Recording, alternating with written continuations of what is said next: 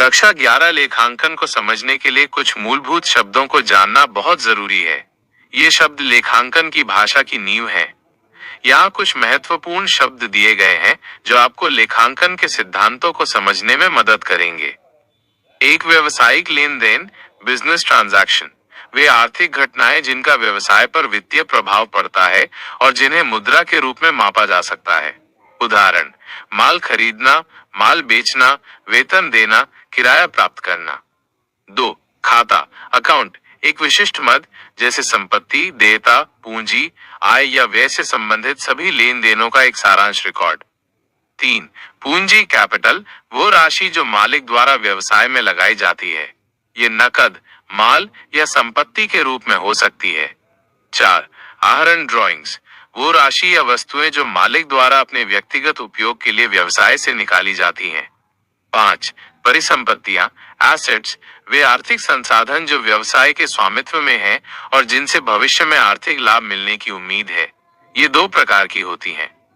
स्थायी परिसंपत्तियां, fixed assets, वे परिसंपत्तियां जो लंबे समय तक व्यवसाय में उपयोग की जाती हैं और जिन्हें बेचने के उद्देश्य से नहीं खरीदा जाता। उदाहरण, भूमि, भवन, मशीनरी। चालू परिसंपत्तियां, करंट एसेट्स, वे परिसंपत्तियां जो 1 वर्ष के भीतर नकद में परिवर्तित होने की उम्मीद होती हैं। उदाहरण, नकद, बैंक में पैसा, स्टॉक, माल, देनदार। 6. देयताएं, लायबिलिटीज, वे ऋण या दायित्व जो व्यवसाय को दूसरों को चुकाने होते हैं। ये भी दो प्रकार की होती हैं। गैर चालू देयताएं, नॉन करंट लायबिलिटीज, वे देयताएं जिनका भुगतान 1 वर्ष से अधिक समय में करना होता है। उदाहरण, लंबी अवधि के ऋण, डिबेंचर।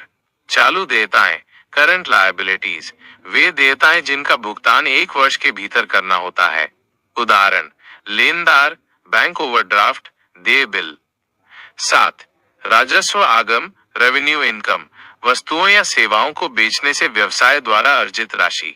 उदाहरण, बिक्री, कमीशन प्राप्त होना, ब्याज प्राप्त होना। 8. व्यय, एक्सपेंसेस, वे लागतें जो राजस्व अर्जित करने के लिए खर्च की जाती हैं। उदाहरण, वेतन, किराया, बिजली का बिल, विज्ञापन व्यय। 9. लाभ, प्रॉफिट, जब व्यवसाय का राजस्व उसके व्यय से अधिक होता है। 10. हानि, लॉस, जब व्यवसाय का व्यय उसके राजस्व से अधिक होता है।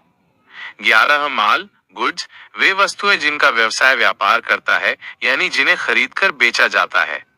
12. क्रय, परचेसेस, माल का खरीदना, चाहे नकद या उधार। 13.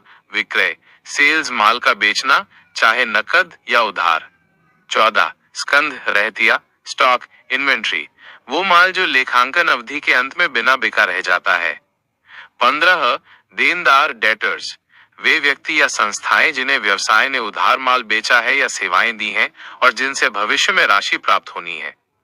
16. लेनदार, क्रेडिटर्स, वे व्यक्ति या संस्थाएं जिनसे व्यवसाय ने उधार माल खरीदा है या सेवाएं ली हैं और जिन्हें भविष्य में राशि का भुगतान करना है।